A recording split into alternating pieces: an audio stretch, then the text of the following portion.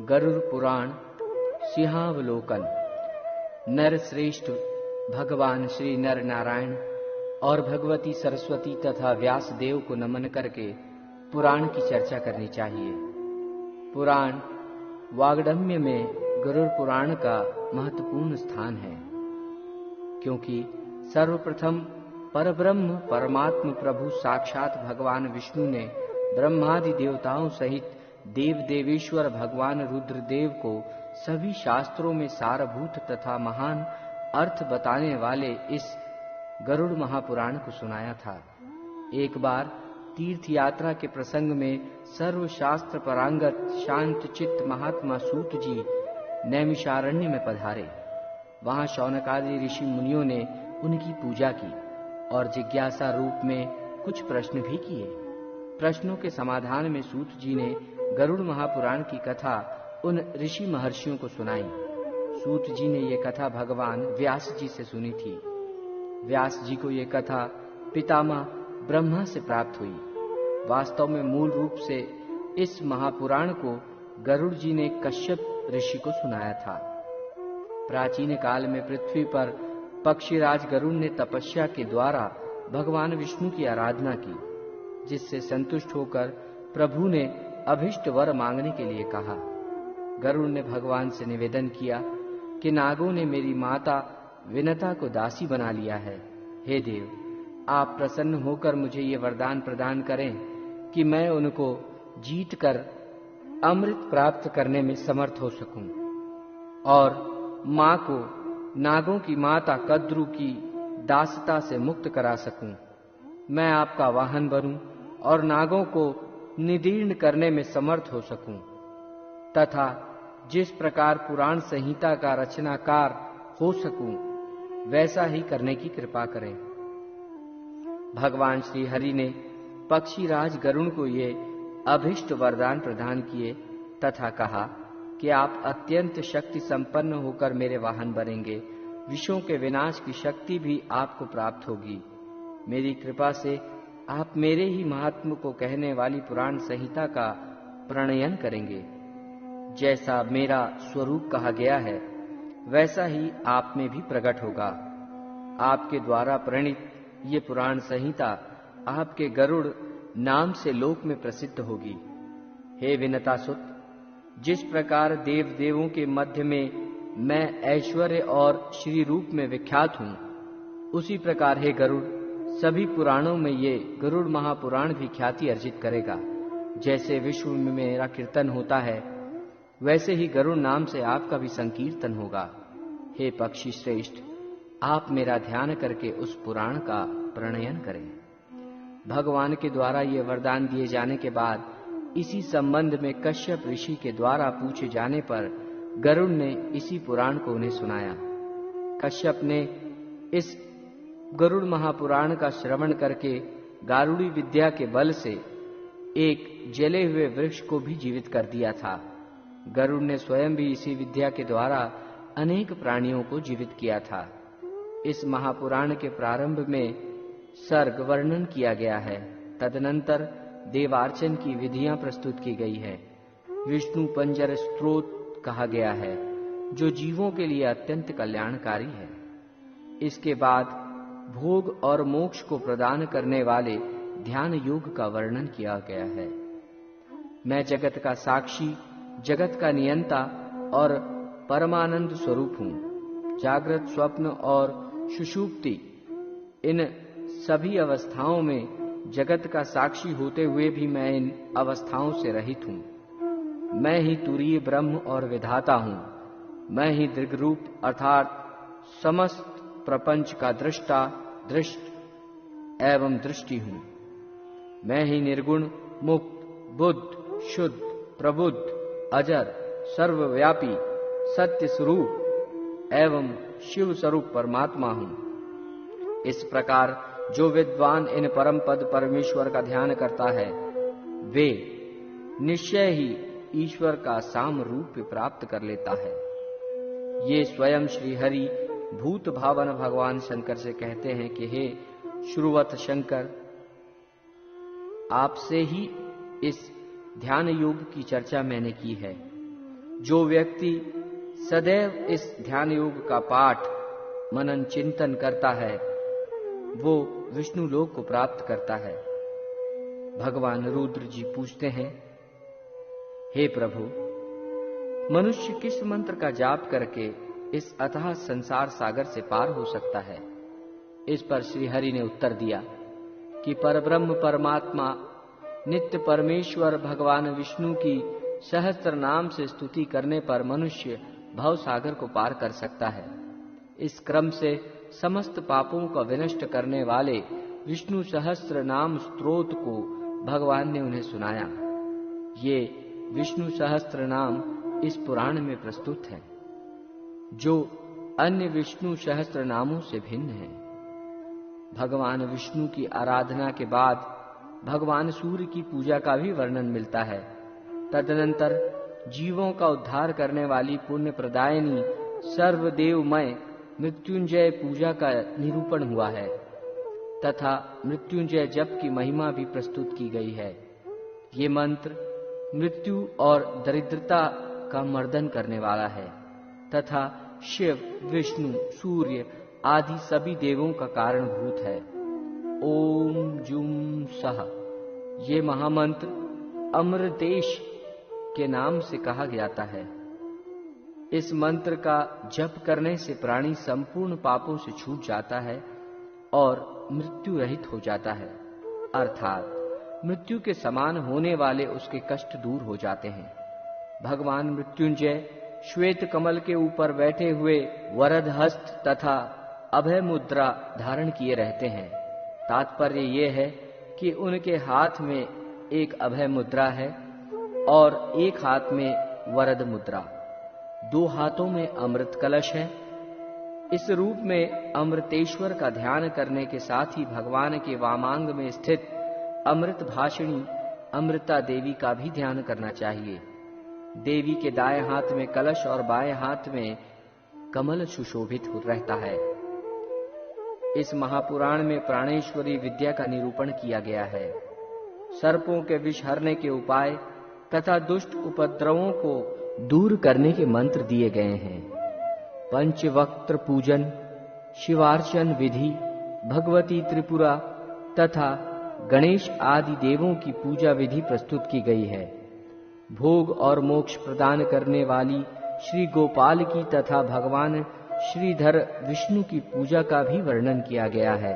इसके साथ श्रीधर विष्णु का ध्यान तथा उनकी स्तुति प्रस्तुत की गई है। पंच तत्वार्चन विधि, सुदर्शन चक्र पूजा विधि, भगवान हयग्रीव के पूजन की विधि, देवी दुर्गा का स्वरूप, सूर्य ध्यान तथा माहेश्वरी पूजन विधि प्रस्तुत की गई है। तदनंतर ब्रह्म मूर्ति के ध्यान का निरूपण किया गया है। हृदय कमल की कर्णिका के मध्य विराजमान रहने वाले शंख, चक्र, गदा और कमल से सुशोभित तथा श्रीवत्स, कौस्तुभ मणि, वनमाला एवं लक्ष्मी से विशोभित नित्य शुद्ध ऐश्वर्य संपन्न सत्य परमानंद स्वरूप आत्म स्वरूप पर ब्रह्म तथा परम ज्योति स्वरूप हैं। ऐसे वे परमेश्वर ध्यान के योग्य हैं तथा पूजनीय हैं। मैं भी वही हूँ, ऐसा समझना चाहिए। इस प्रकार आत्मस्वरूप नारायण का यम, नियम इत्यादि योग के साधनों से एकाग्रचित होकर जो ध्यान करता है वो मनोभिलषित इच्छाओं को प्राप्त कर देव स्वरूप हो जाता है। यदि निष्काम होकर उन हरि की मूर्ति का ध्यान और स्वतन करे तो मुक्ति प्राप्त हो जाती है। इसके बाद विविध सालग्राम शिलाओं के लक्षण, वास्तु मंडल पूजा की विधि तथा प्रसाद लक्षण प्रस्तुत किए गए हैं। देव प्रतिष्ठा की भी सामान्य विधि बताई गई है। वर्ण एवं आश्रम धर्मों का निरूपण किया गया है। इसके साथ ही सदाचार और शौचाचार की महत्ता बताई गई है। वर्णाश्रम धर्म का निरूपण करते हुए ब्रह्मा जी ने व्यास जी से कहा कि परमात्म प्रभु परमेश्वर की पूजा ब्राह्मण, क्षत्रिय, वैश्य और शूद्र इन चारों वर्णों को अपने अपने धर्म के अनुसार करनी चाहिए। उनके द्वारा पृथक पृथक रूप से ही उनके धर्मों का वर्णन किया गया है। यजन, याजन, दान, प्रतिग्रह, अध्ययन और अध्यापन, ये 6 कर्म ब्राह्मण के धर्म बताए गए हैं। दान, अध्ययन तथा यज्ञ ये क्षत्रिय तथा वैश्य के साधारण धर्म हैं। शस्त्रोपजीवी होना तथा प्राणियों की रक्षा करना क्षत्रियों का विशेष धर्म है। पशुपालन, कृषि कर्म तथा व्यापार ये वैश्य वर्ण की वृत्ति कही गई है। द्विजाति की सेवा शूद्र का कर्तव्य माना गया है। शिल्पकारी उनकी आजीविका कही गई है। इसी प्रकार आश्रम धर्म का भी वर्णन हुआ है। भिक्षाचरण, गुरुश्रूषा, स्वाध्याय तथा अग्नि कार्य ये ब्रह्मचारियों के धर्म बताए गए हैं। अग्निहोत्र धर्म का पालन तथा कहे गए अपने विहित कर्मों के अनुसार जीविकोपार्जन पर्व रात्रि को छोड़कर अन्य रात्रियों में धर्मपत्नी का सहवास, देवता, पितर तथा अतिथि गणों की विधिवत पूजा में संलग्न रहना और श्रुतियों तथा स्मृतियों में कहे गए धर्मों के अनुसार अर्थोपार्जन करना ये गृहस्थों के धर्म कहे गए हैं।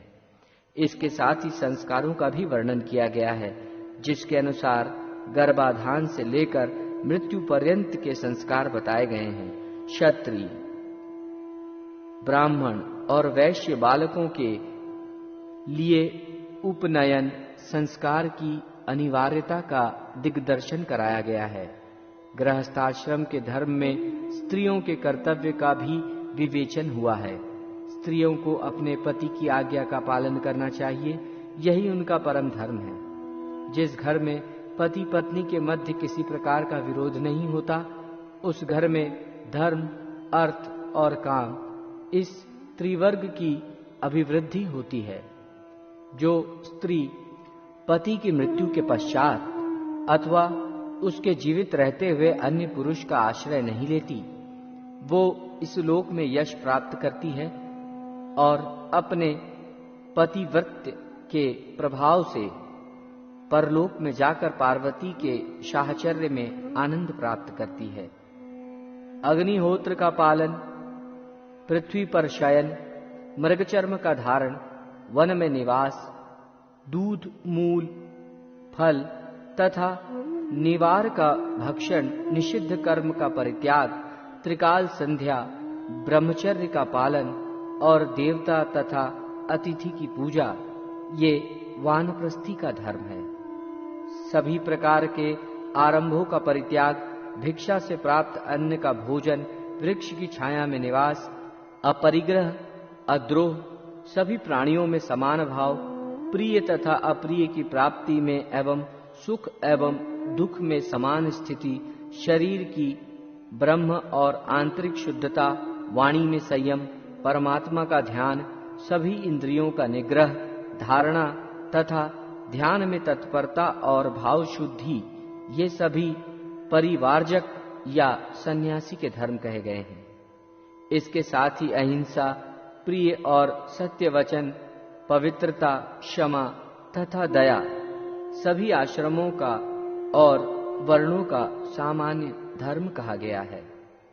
सदाचार और शौचाचार का निरूपण करते हुए सूत जी शौनक आदि ऋषियों से कहते हैं कि श्रुति, वेद और स्मृति धर्मशास्त्र का भली प्रकार से अध्ययन करके श्रुति प्रतिपादित धर्म का पालन करना चाहिए, क्योंकि श्रुति ही सब कर्मों का मूल है। श्रुति में कहा गया धर्म परम धर्म है। स्मृति और शास्त्र से प्रतिपादित धर्म अपर धर्म है। यदि उपलब्ध श्रुतियों में कोई कर्म ज्ञात नहीं हो रहा है तो उसको स्मृति शास्त्र के अनुसार जानकर करना चाहिए, क्योंकि स्मृति शास्त्र भी श्रुति मूलक होने के कारण ही मर्म के बोध में प्रमाण माने जाते हैं। कर्म मार्ग का दर्शन कराने के लिए श्रुति और स्मृति ये नेत्र स्वरूप हैं। यदि इन दोनों से दिशा निर्देश नहीं मिल पाता तो सदाचार, शिष्टाचार, धर्म का पालन करना चाहिए। इस प्रकार श्रुति, स्मृति और शिष्टाचार से प्राप्त धर्म ये 3 प्रकार के सनातन धर्म हैं। सत्य, दान, दया, निर्लोभता, विद्या, यज्ञ, पूजा और इंद्रिय दमन, ये 8 शिष्टाचार के पवित्र लक्षण कहे गए हैं। यहाँ प्रातः काल जागने से लेकर रात्रि में सोने तक पालन करने योग्य गृहस्थ के धर्म का वर्णन भी हुआ है। गृहस्थ को ब्रह्म मुहूर्त में निंद्रा का परित्याग करके धर्म और अर्थ का भली भांति चिंतन करना चाहिए। शौच आदि क्रियाओं से निवृत्त होकर दंत धावन स्नान करके समाहित चित्त होकर संध्योपासन, तर्पण, देवार्चन आदि नित्य क्रिया संपन्न करनी चाहिए। शौचादि क्रियाओं की शुद्धि का विस्तृत वर्णन यहाँ हुआ है। शुद्धि 2 प्रकार की है। पहली ब्राह्म तथा दूसरी आभ्यंतरिक।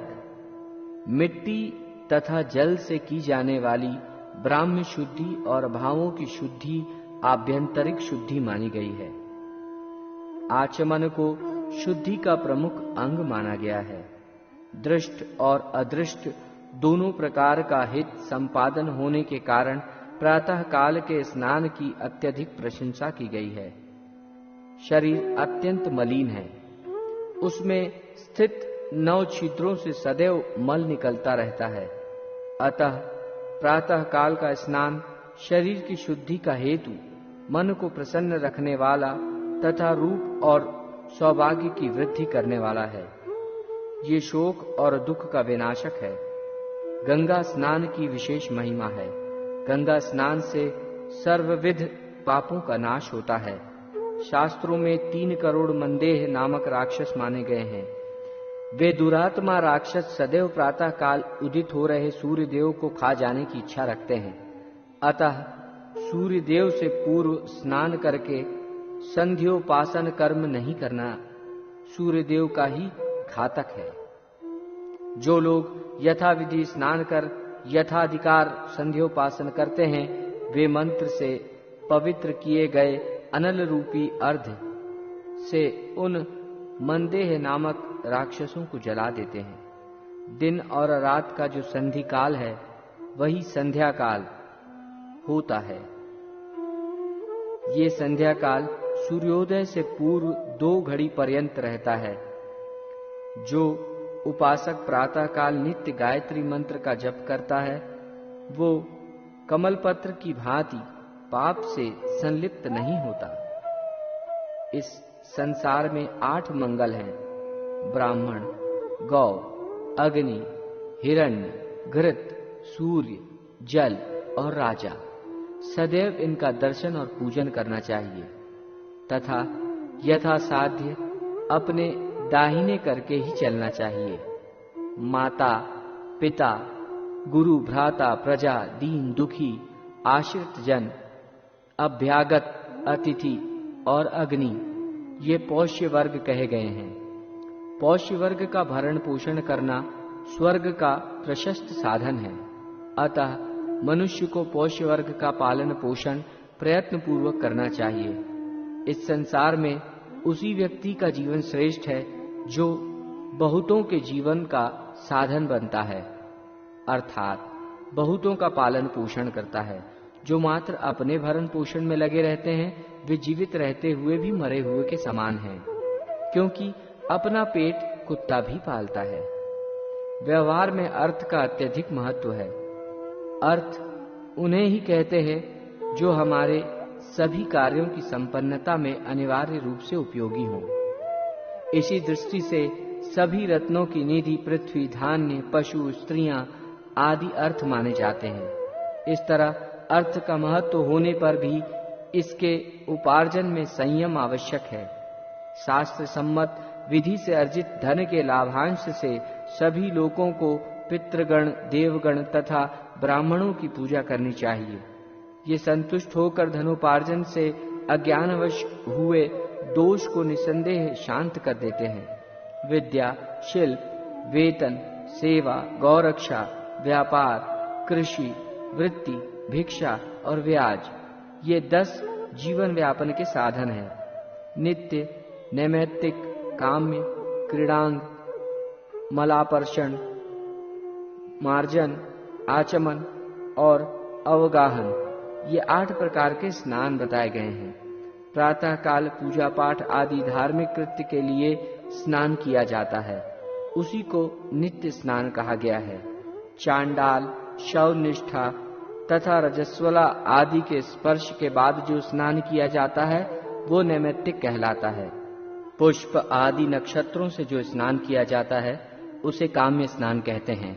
इन स्नानों को तीर्थ का अभाव होने पर उष्ण जल अथवा किसी प्रकार की प्राप्त कृत्रिम जल से संपन्न कर लेना चाहिए। भूमि से निकला हुआ जल पवित्र होता है। इस जल की अपेक्षा पर्वत से निकलने वाले झरने का जल पवित्र होता है। इससे भी बढ़कर पवित्र जल सरोवर का है।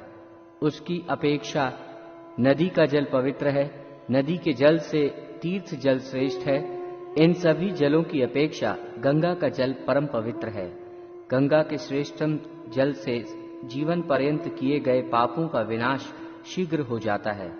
मनुष्य आचार, सदाचार, शौचाचार से ही सब कुछ प्राप्त कर लेता है। संध्या, स्नान, जप, होम, देव और अतिथि पूजन, इन षटकर्मों को प्रतिदिन करना कर्तव्य है।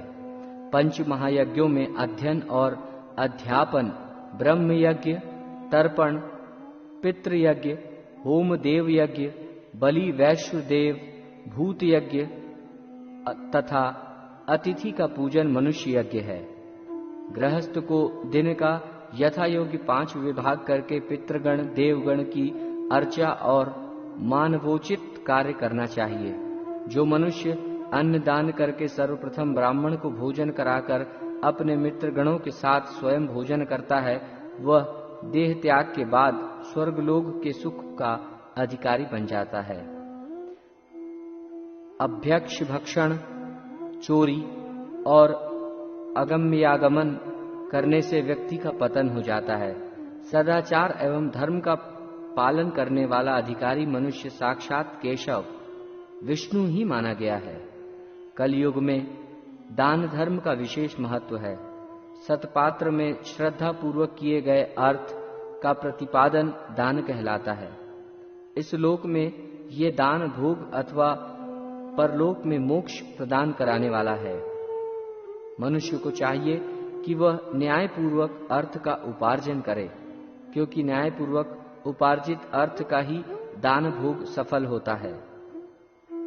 जल से तृप्ति, अन्नदान से अक्षय सुख, तिलदान से अभीष्ट संतान, दीपदान से उत्तम नेत्र, भूमि दान से समस्त अभिलषित पदार्थ, सुवर्ण दान से दीर्घायु, ग्रह दान से उत्तम भवन तथा रजत दान से उत्तम रूप की प्राप्ति होती है। वस्त्र प्रदान करने से चंद्रलोक तथा अश्वदान करने से अश्विनी कुमार के लोक की प्राप्ति होती है। वृषभ का दान देने से विपुल संपत्ति और गोदान से सूर्य लोक की प्राप्ति होती है। यान और सैया का दान करने पर भार्या भयभीत को अभय प्रदान करने से ऐश्वर्य की प्राप्ति होती है। धान्य दान से शाश्वत अविनाशी सुख तथा वेदाध्यापन से ब्रह्मा का सानिध्य लाभ होता है। गाय को घास देने से पापों से मुक्ति हो जाती है। ईंधन के लिए काष्ठ आदि का दान करने से व्यक्ति प्रदीप्त अग्नि के समान तेजस्वी हो जाता है। रोगियों के रोग शांति के लिए औषधि, तेल आदि पदार्थ एवं भोजन देने वाला मनुष्य रोग रहित, सुखी और दीर्घायु हो जाता है। जो मनुष्य परलोक में अक्षय सुख की अभिलाषा रखता है, उसे अपने लिए संसार या घर में जो वस्तु सर्वाधिक प्रिय है, उस वस्तु का दान गुणवान ब्राह्मण को करना चाहिए। दान धर्म से बढ़कर श्रेष्ठ धर्म इस संसार में प्राणियों के लिए कोई दूसरा नहीं है। गौ, ब्राह्मण, अग्नि तथा देवों को दिए जाने वाले दान से जो मनुष्य मोहवश दूसरों को रोकता है, वो पापी तिर्यक पक्षी की योनि को प्राप्त करता है। दान धर्म के बाद प्रायश्चित का निरूपण किया गया है। ब्रह्म हत्या, मदिरापान, स्वर्ण की चोरी और गुरुपत्नी गमन, ये 4 महापाप कहे गए हैं। इन सभी का साथ करने वाला 5वां महापात ही होता है। गौहत्या आदि जो अन्य पाप हैं, वे उपपातक में माने गए हैं। इन सभी पापों का प्रायश्चित विधान यहाँ प्रस्तुत किया गया है। इसके अनंतर भारतवर्ष का वर्णन, तीर्थों का वर्णन और उनकी महिमा प्रस्तुत की गई है। ज्योतिष चक्र में वर्णित नक्षत्र, उनके देवता एवं कतिपय शुभ अशुभ योगों तथा मुहूर्तों का वर्णन, ग्रह दशा, यात्रा, शकुन, छींक का फल, ग्रहों के शुभ एवं अशुभ स्थान तथा उनके अनुसार शुभाशुभ फल विवेचन यहाँ प्रस्तुत है। इसी प्रकार लग्न फल, राशियों के चर स्थित आदि भेद, ग्रहों का स्वभाव तथा 7 वारों में किए जाने वाले प्रशस्त कार्य का भी निरूपण किया गया है। सामुद्रिक शास्त्र के अनुसार स्त्री पुरुष के शुभाशुभ लक्षण, मस्तक एवं हस्तरेखा से आयु का परिज्ञान भी यहाँ कराया गया है। स्वरोदन विज्ञान का निरूपण भी हुआ है।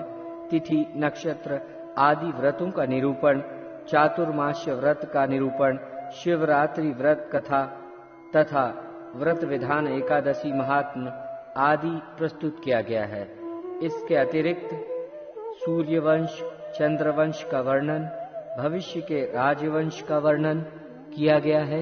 रत्नों के प्रादुर्भाव का आख्यान, वज्र की परीक्षा, पद्मराग, मकरत मणि, इंद्रनील मणि, वैदुर्य मणि, पुष्यराग मणि, वैदुरम मणि, स्फटिक, रुद्राक्ष रत्न, पुलक, ककैर्तन मणि, भीष्मक मणि तथा मुक्ता आदि रत्नों के विविध भेद, लक्षण और परिलक्षण की विधि बताई गई है। गंगा आदि विविध तीर्थों, प्रयाग, वाराणसी, कुरुक्षेत्र, द्वारका, केदार, बद्रिकाश्रम, श्वेतदीप, मायापुरी, हरिद्वार, नैमिषारण्य, पुष्कर, अयोध्या, चित्रकूट, कांजीपुरी, तुंगभद्रा, श्रीशैल, सेतुबंध, रामेश्वर, अमरकंटक, उज्जैनी, मथुरापुरी आदि स्थानों को महातीर्थ कहा गया है। इन पवित्र तीर्थ स्थलों में किया गया स्नान, दान, जप, पूजा, श्राद्ध तथा पिंडदान आदि अक्षय होता है। गया तीर्थ का महात्म तथा गया क्षेत्र में श्रद्धादि करने का फल सविस्तार समारोह पूर्वक यहाँ प्रस्तुत हुआ है। गए नामक असुर की उत्कट तपस्या से संतप्त देवगणों की प्रार्थना पर भगवान विष्णु की गदा से वो असुर मारा गया। उस गयासुर के नाम पर ही गया तीर्थ प्रसिद्ध हुआ। यहाँ गदाधर भगवान विष्णु मुख्य देव के रूप में उपस्थित हैं। गया में श्राद्ध करने से 5 महापापों की निवृत्ति तो होती ही है, इसके साथ ही अन्य संपूर्ण पापों का भी विनाश होता है। जिनकी संस्कार रहित दशा में मृत्यु हो जाती है अथवा जो मनुष्य, पशु या चोर द्वारा मारे जाते हैं, जिनकी मृत्यु सर्प के काटने से होती है, वे सभी गया श्राद्ध के पुण्य से उन्मुक्त होकर स्वर्ग चले जाते हैं। गया में पिंडदान करने मात्र से पितरों को परम गति प्राप्त होती है। गया तीर्थ में पितरों के लिए पिंडदान करने से मनुष्य को जो फल प्राप्त होता है, 100 करोड़ वर्षों में भी उसका वर्णन नहीं किया जा सकता। यहाँ तक कहा गया है कि गया गमन मात्र से ही व्यक्ति पितृ ऋण से मुक्त हो जाता है। कहते हैं गया में भगवान विष्णु पितृ देवता के रूप में विराजमान रहते हैं। पुंडरीकाक्ष उन भगवान जनार्दन का दर्शन करने पर मनुष्य अपने तीनों ऋणों से मुक्त हो जाता है। गया क्षेत्र में कोई ऐसा स्थान नहीं है जहाँ पर तीर्थ नहीं है। 5 कोश के क्षेत्रफल में स्थित गया क्षेत्र में जहाँ तहाँ भी पिंडदान करने वाला मनुष्य अक्षय फल को प्राप्त कर अपने पितृगणों को ब्रह्मलोक प्रदान करता है। प्राचीन काल में रुचि नामक प्रजापति संसार के माया मोह को छोड़कर गृहस्थादिक आश्रमों के नियमों से रहित हो इधर उधर निहंकार भाव से अकेले ही विचरण करने लगे।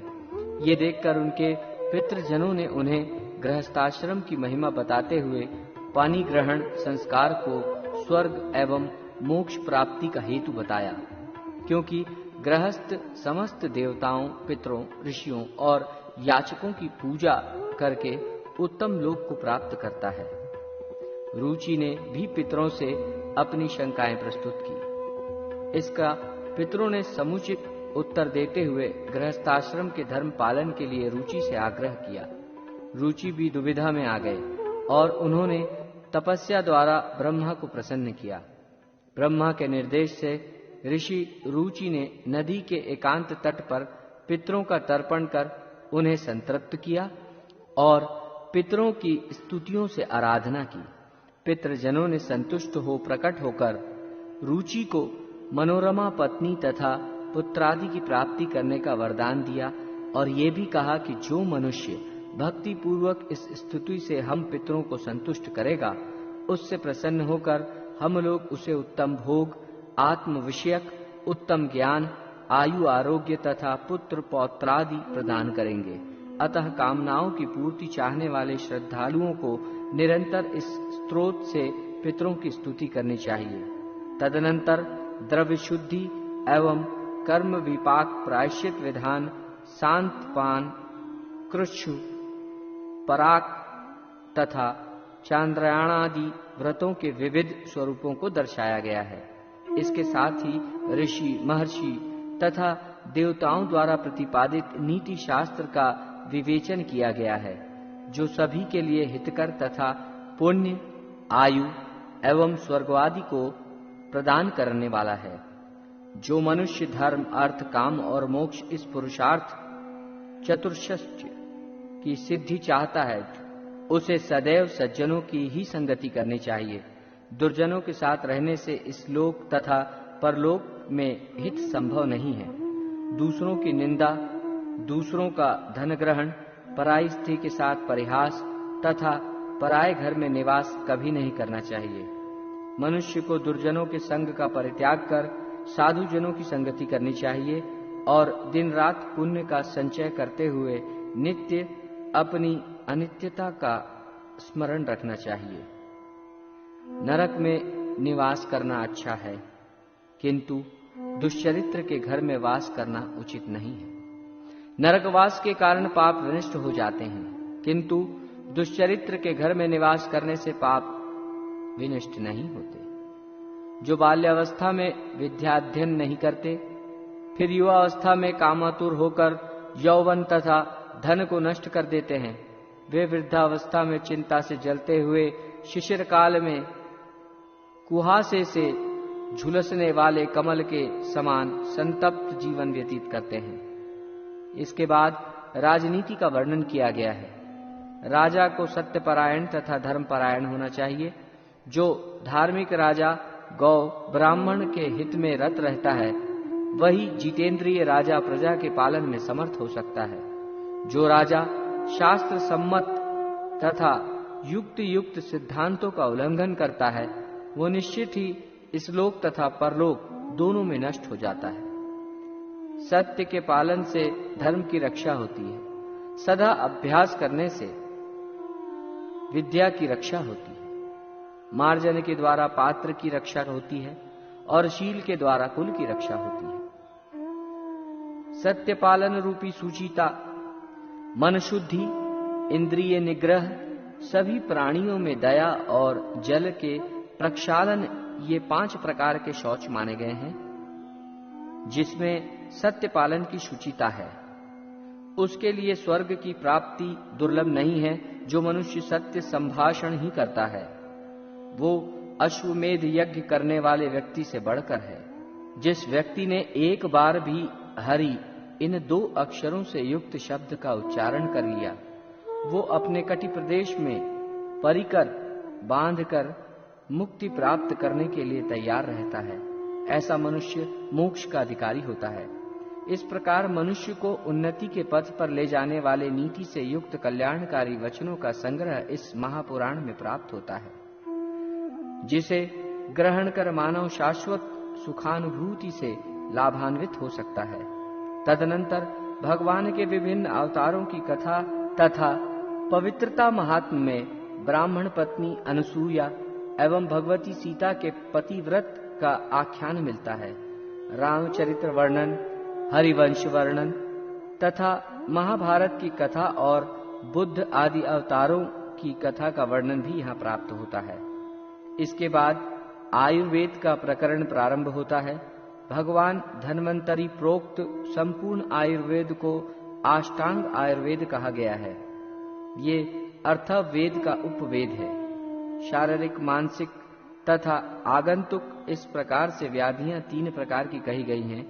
प्रस्तुत गुरु पुराण में मुख्य रूप से निदान, स्नान, चिकित्सा स्थान, कल्प स्थान और उत्तर तंत्र में कौमार्य तंत्र एवं भूत विद्या आदि विषयों का ही निरूपण हुआ है। साथ ही गवायुर्वेद, अश्व चिकित्सा, गज चिकित्सा आदि का भी संक्षेप में निर्देश हुआ है। गरुड़ पुराण के आयुर्वेद प्रकरण के प्रथम 20 अध्यायों में निदान स्थान के विषय वर्णित है। किस कारण से रोग उत्पन्न हुआ है, रोग के लक्षण क्या है, जिससे रोग का निर्णय हो सके, इत्यादि विषय निदान शब्द में अभिप्रेत हैं। इससे प्रारंभ में ज्वर, रक्त, पित्त, श्वास, राजक्षमा, मदात्यय, अर्श, अतिसार, मूत्राघात, प्रमेह, गुल्म, पांडु, कुष्ठ, वात दोष आदि रोगों के उत्पत्तिजनक कारणों तथा उनके लक्षणों का वर्णन हुआ है। गुरुड़ पुराण का ये वर्णन आचार्य वाग्भट्ट के अष्टांग हृदय से बहुत अंशों से साम्य रहता है। इसके बाद लगभग 40 अध्यायों में विभिन्न रोगों की चिकित्सा हेतु औषधियों का निरूपण हुआ है। अमुक रोग होने पर अमुक अमुक औषधियों का प्रयोग करना चाहिए। इनके निर्माण की तथा अनुपान आदि की विधि बताई गई है। एक ही रोग के लिए अनेक औषधिक योगों को भी बताया गया है। आयुर्वेद की औषधियों और वनस्पतियों का वर्णन जो भगवान श्री हरि ने शिव जी से किया था, उसे सुनाने के बाद सूत जी ने शौनकादि ऋषियों को कुमार अर्थात भगवान स्कंद के द्वारा कात्यायन से कहे गए व्याकरण शास्त्र को सुनाया। ये व्याकरण सिद्ध शब्दों के ज्ञान एवं बालकों की व्युत्पत्ति प्रक्रिया को बढ़ाने में सहायक है। इसके अनंतर सूत जी ने अल्प बुद्धि वालों के लिए विशिष्ट बुद्धि की प्राप्ति हेतु मात्रा और वर्ण के भेद के अनुसार छंद विधान को प्रस्तुत किया है। कर्म विपाक का वर्णन, जगत सृष्टि और प्रलय आदि की चक्र गति को जानने वाले विद्वान यदि आध्यात्मिक, आदि दैविक और आदि भौतिक इन 3 सांसारिक तापों को जानकर ज्ञान और वैराग्य का मार्ग स्वीकार कर लेते हैं तो आत्यांतिक लय मोक्ष को प्राप्त करते हैं। सूत जी कर्म विपाक का वर्णन करते हुए कहते हैं कि जीव पाप कर्म करने के कारण नरक लोक में जाता है और पुण्य कर्म के कारण स्वर्ग में। अपने उन पाप पुण्यों के प्रभाव से नरक तथा स्वर्ग में गया प्राणी पुनः नरक और स्वर्ग से लौटकर स्त्रियों के गर्भ में जाता है। गर्भ में विकसित होता हुआ वो जीव 9 मास तक अधोमुख स्थित रहकर 10वें मास में जन्म लेता है। ये जीव बाल्यावस्था, कौमारावस्था, युवावस्था तथा वृद्धावस्था को प्राप्त करता है। इसके बाद पुनः मृत्यु को प्राप्त हो जाता है। इस प्रकार ये जीव इस संसार चक्र में घटी यंत्र के समान घूमता रहता है। जीव नरक भोग करने के पश्चात पाप योनियों में जन्म लेता है। यहाँ पाप योनियों का वर्णन सविस्तार किया गया है। मित्र का अपमान करने वाला गधे की योनि में जन्म लेता है। माता पिता को कष्ट पहुंचाने वाले प्राणी को कछुए की योनि में जाना पड़ता है। जो मनुष्य अपने स्वामी का विश्वसनीय बनकर उसको छल कर जीवन यापन करता है, वो व्यामोह में फंसे बंदर की योनि में जाता है। धरोहर रूप में अपने पास रखे हुए पराये धन का अपहरण करने वाला व्यक्ति नरकगामी होता है। नरक से निकलने के बाद वो कृमि योनि में जन्म लेता है। जो मनुष्य विश्वासघाती होता है वो मत्स्य योनि में उत्पन्न होता है। यज्ञ, दान तथा विवाहादि में विघ्न डालने वाले मनुष्य को कृमि योनि प्राप्त होती है। देवता, पितर, ब्राह्मणों को बिना भोजन आदि दिए जो मनुष्य अन्न ग्रहण कर लेता है वो नरक को जाता है। वहां से मुक्त होकर वो काक योनि को प्राप्त करता है। कृतघ्न व्यक्ति कृमि, कीट, पतंग आदि बिच्छू की योनियों में भ्रमण करता है।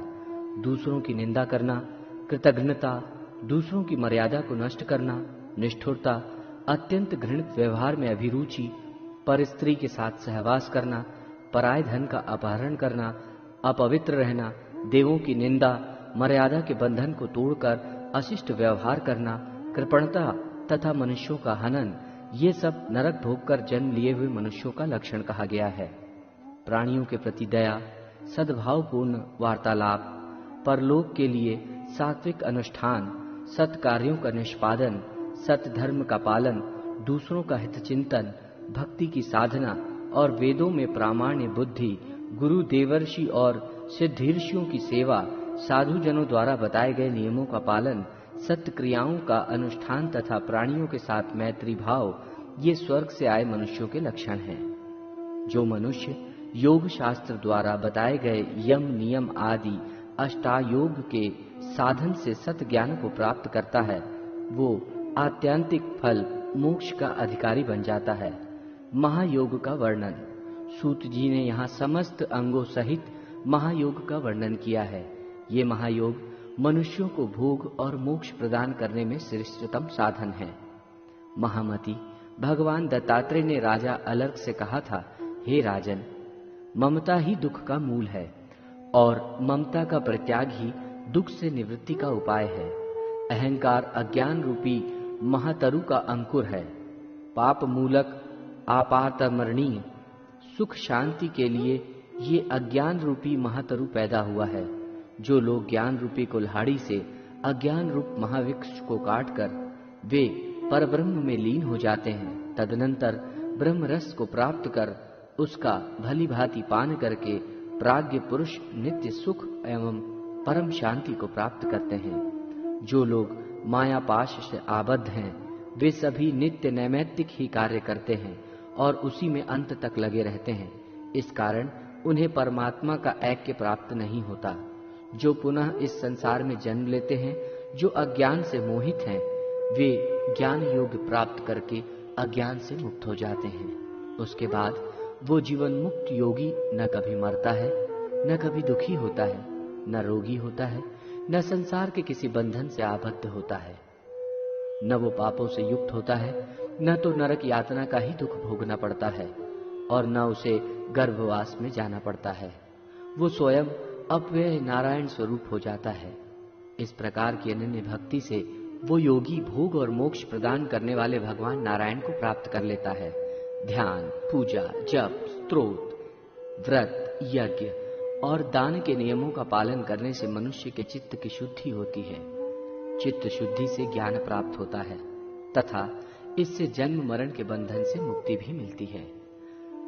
भगवती का निरूपण। सूत जी भगवती का निरूपण करते हुए कहते हैं कि प्रभु भक्ति से जितना संतुष्ट होते हैं उतना किसी अन्य साधन से नहीं। भगवान हरि का निरंतर स्मरण करना मनुष्यों के लिए महान श्रेय का मूल है। ये पुण्यों की उत्पत्ति का साधन है और जीवन का मधुर फल है। इसलिए विद्वानों ने प्रभु की सेवा को भक्ति का बहुत बड़ा साधन कहा है। भगवान त्रिलोकीनाथ विष्णु के नाम तथा गुणों के कीर्तन में तन्मय होकर जो प्रसन्नता के आंसू बहाते हैं, रोमांचित होकर गदगद हो उठते हैं, वे भी उनके भक्त हैं। इस संसार में वही श्रेष्ठ है, वही ऐश्वर्य से संपन्न है और वही मोक्ष को प्राप्त करता है। जो भगवान हरि की भक्ति में तन्मय रहता है, यदि कोई भगवत भक्त चांडाल जाति का है तो वो भी अपनी पवित्र भक्ति की महिमा से सबको पवित्र कर देता है। हे नाथ, आप मुझ पर दया करो, मैं आपकी शरण में आया हूं। ऐसा जो प्राणी कहता है उसको भगवान हरि अभय कर देते हैं। किसी से भी उसको भय नहीं होता। ये भगवान की प्रतिज्ञा है। जिन मनुष्यों का मन हरि भक्ति में रमा हुआ है उनके सभी प्रकार के पापों का विनाश निश्चित है। हाथ में पाश लेकर खड़े हुए अपने दूत को देखकर यमराज उसके कान में कहते हैं कि हे दूत, तुम उन लोगों को छोड़ देना जो मधुसूदन विष्णु के भक्त हैं। मैं तो अन्य दुराचारी पापियों का स्वामी हूं। भक्तों के स्वामी स्वयं श्री हरि है। श्री विष्णु ने सर्वदा कहा है, यदि दुराचारी मनुष्य भी मुझ में अनन्य भक्ति रखता है तो वो साधु ही है, क्योंकि उसने ये निश्चित कर लिया है कि भगवान की भक्ति के समान अन्य कुछ भी नहीं है।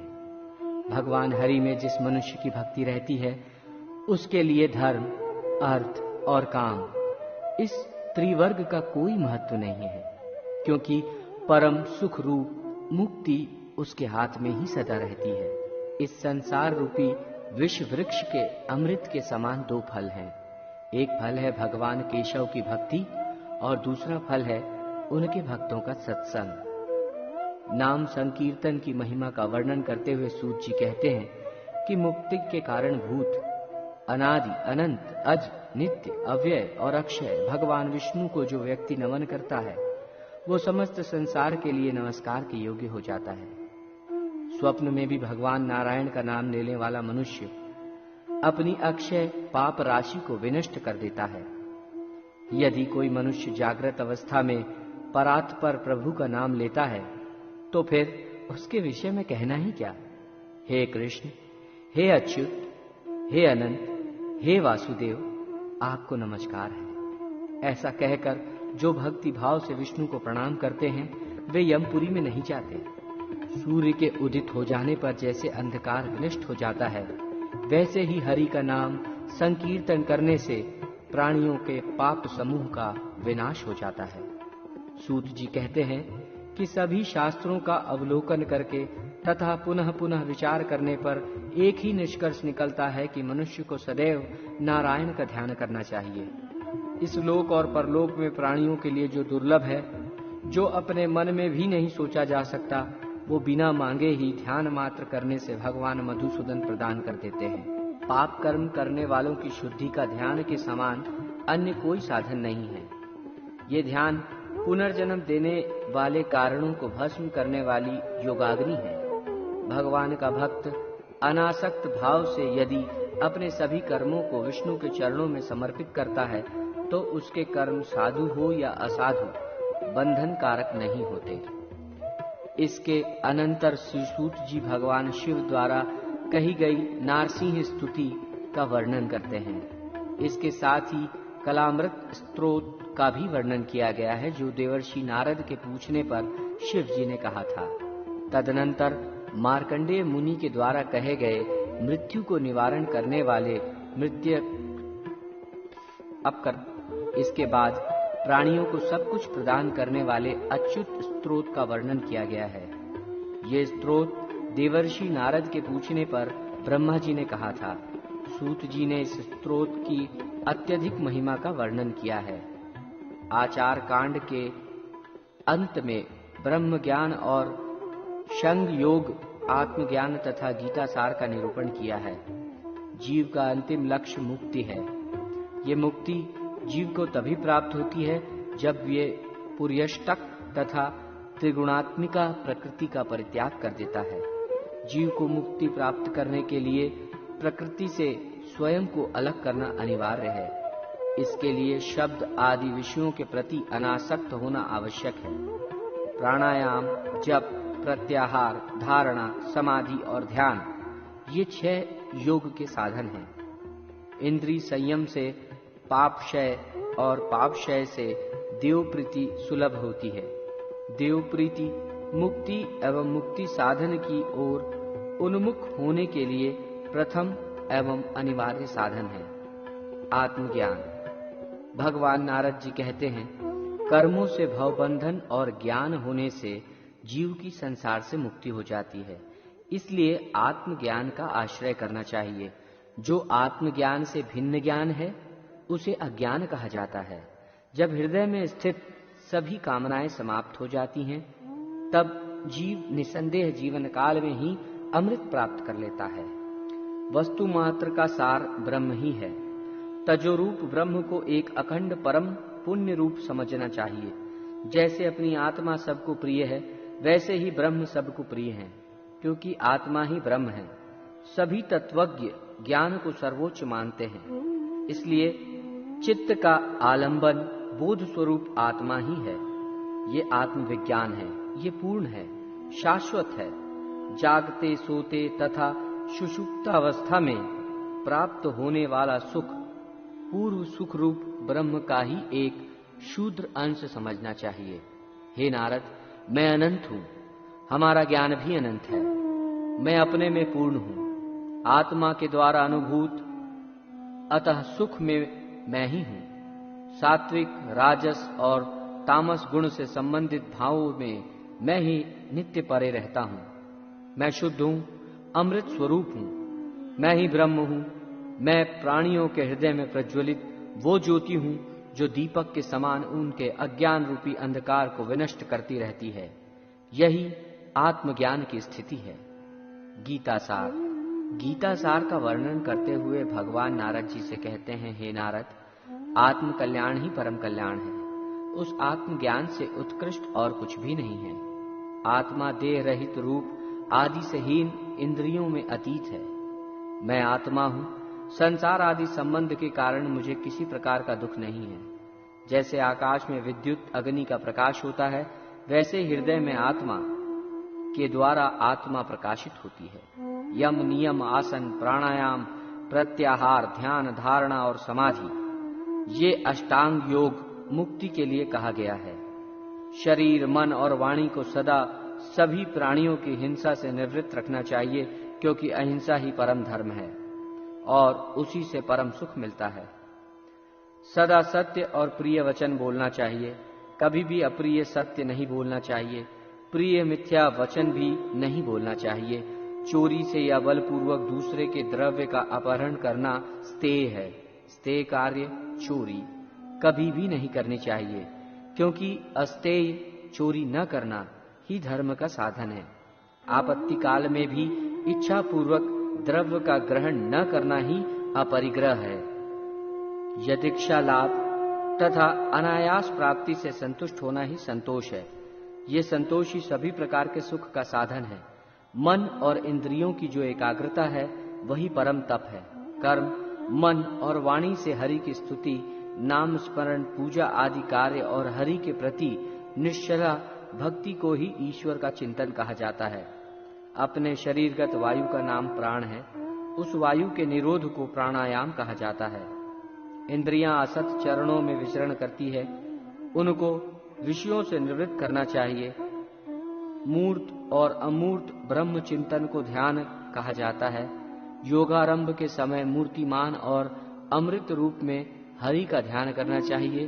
तजोमंडल के मध्य में शंख, चक्र, गदा तथा पद्मधारी चतुर्भुज कौस्तुभ चिन्ह से विशुभित वनमाला वायु स्वरूप जो ब्रह्म से अधिष्ठित हैं, मैं वही हूँ। इस प्रकार मन का लय करके परमात्म प्रभु को धारण करना ही धारणा है।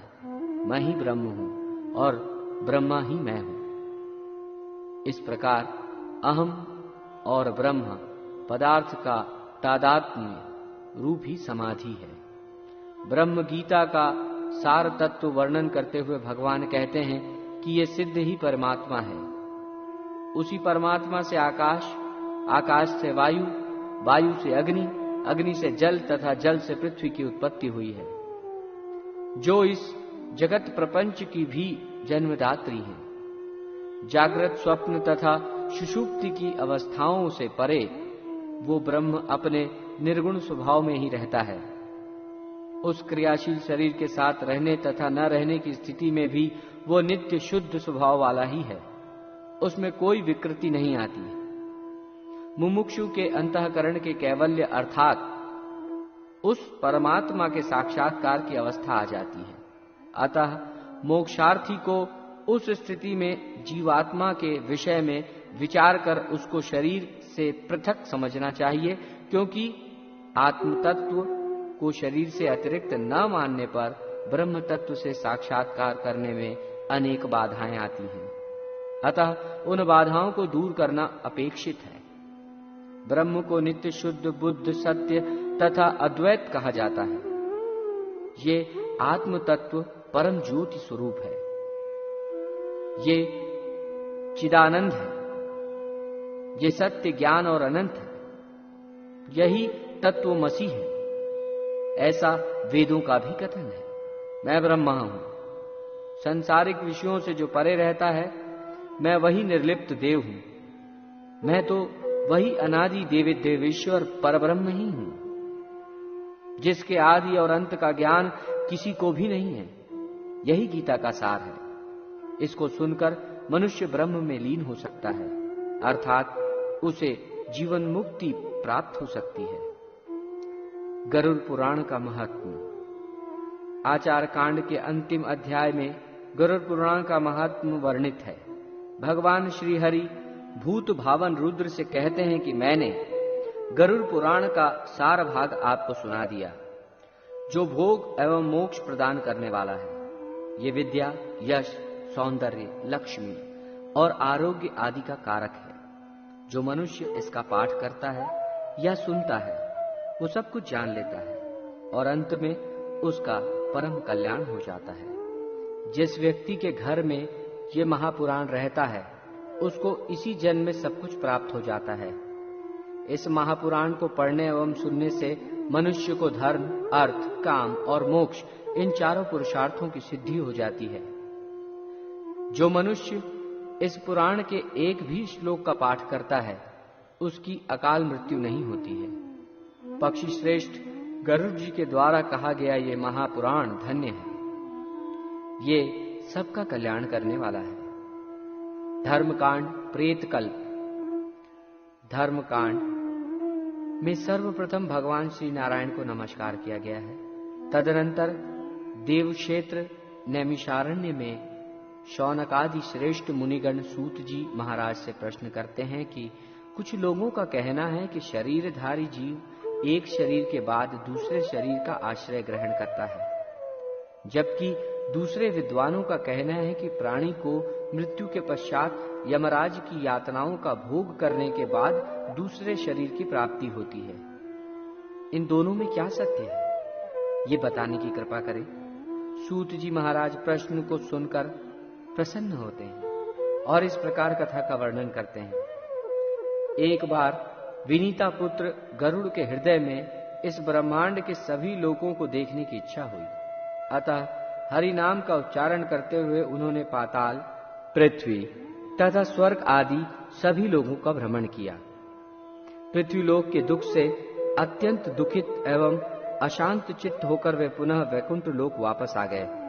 वैकुंठ लोक में मृत्युलोक के समान रजोगुण तथा तमोगुण आदि की प्रवृत्ति नहीं है, केवल शुद्ध सत्व गुण की ही प्रवृत्ति है। वहां राग, द्वेष आदि षड्विकार भी नहीं है। किसी का वहां विनाश नहीं होता। वहां भगवान के मनोहारी सुंदर पार्षद उपस्थित हैं। गरुड़ जी ने देखा कि हरि झूले पर विराजमान है। भगवान हरि का दर्शन करने से विनतासुत गरुड़ का हृदय आनंद विभोर हो उठा। आनंद मग्न होकर उन्होंने प्रभु को प्रणाम करते हुए कहा, भगवान, आपकी कृपा से त्रिलोक का परिभ्रमण मैंने कर लिया। यमलोक को छोड़कर पृथ्वीलोक से सत्यलोक तक सब कुछ मेरे द्वारा देखा जा चुका है। सभी लोकों की अपेक्षा पृथ्वीलोक प्राणियों से अधिक परिपूर्ण है। सभी योनियों में मानव योनि ही भोग और मोक्ष का शुभ आश्रय है। अतः सुकृतियों के लिए ऐसा लोक न तो अभी तक बना है और न भविष्य में बनेगा। देवता लोग भी इस लोक की प्रशंसा में गीत गाते हुए कहते हैं कि जो लोग पवित्र भारत भूमि में जन्म लेकर निवास करते हैं वे धन्य हैं। सुरगण भी स्वर्ग एवं अपवर्ग रूप फल की प्राप्ति के लिए पुनः भारत भूमि में मनुष्य रूप में जन्म लेने की इच्छा करते हैं। गरुड़ जी पूछते हैं, हे प्रभु, आप ये बताने की कृपा करें कि मरणासन्न व्यक्ति किस कारण पृथ्वी पर सुलाया जाता है। उसके मुख में पंचरत्न क्यों डाला जाता है। उसके नीचे कुश और तिल क्यों बिछाए जाते हैं। हे केशव, मृत्यु के समय विविध वस्तुओं का दान एवं गौदान, अष्ट महादान किस लिए किया जाता है। प्राणी कैसे मरता है और मरने के बाद कहाँ जाता है। उस समय प्राणी अतिवाहिक शरीर कैसे प्राप्त करता है। अग्नि देने वाले पुत्र पौत्र उसे कंधे पर क्यों ले जाते हैं। शव में घृत लेप क्यों किया जाता है। शव के उत्तर दिशा में यम सूक्त का पाठ क्यों होता है। मरे हुए व्यक्ति को पीने के लिए जल एक ही वस्त्र धारण करके क्यों दिया जाता है। शव का दाह संस्कार करने के पश्चात उस व्यक्ति को अपने परिजनों के साथ बैठकर भोजन आदि क्यों नहीं करना चाहिए। मृत व्यक्ति के पुत्र 10वें दिन के पहले किस लिए 9 पिंडों का दान देते हैं। शव का दाह संस्कार तथा उसके अनंतर जल तर्पण की क्रिया क्यों की जाती है? किस विधान से पितरों को पिंडदान देना चाहिए? उस पिंड को स्वीकार करने के लिए उनका आवाहन कैसे किया जाता है? दाह संस्कार के बाद अस्थि संचयन और घट फोड़ने का विधान क्यों है? 10वें दिन सभी परिजनों के साथ शुद्धि के लिए स्नान तथा पिंडदान क्यों करना चाहिए? एकादशाह को वर्षोत्सर्ग आदि के सहित पिंडदान करने का प्रयोजन क्या है?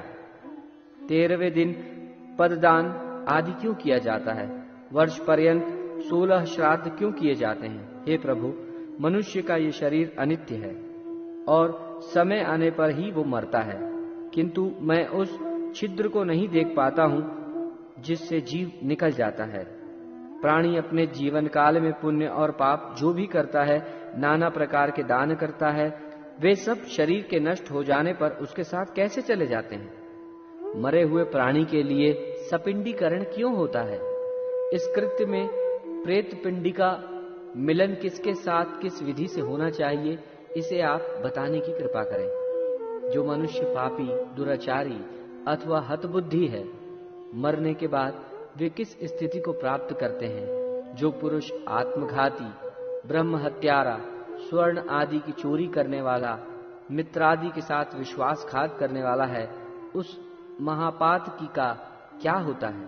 हे माधव, यदि शूद्र प्रणव महामंत्र का जप करता है तथा ब्रह्मसूत्र अर्थात यज्ञोपवीत को धारण करता है, तो मृत्यु के बाद उसकी क्या गति होती है? गरुड़ जी कहते हैं कि हे विश्वात्मन, मैंने कौतूहलवश संपूर्ण जगत का भ्रमण किया है। उसमें रहने वाले लोगों को मैंने देखा है कि वे सब दुख में ही डूबे रहते हैं। उनके अनंत कष्टों को देखकर मेरा अंतःकरण पीड़ा से भर गया।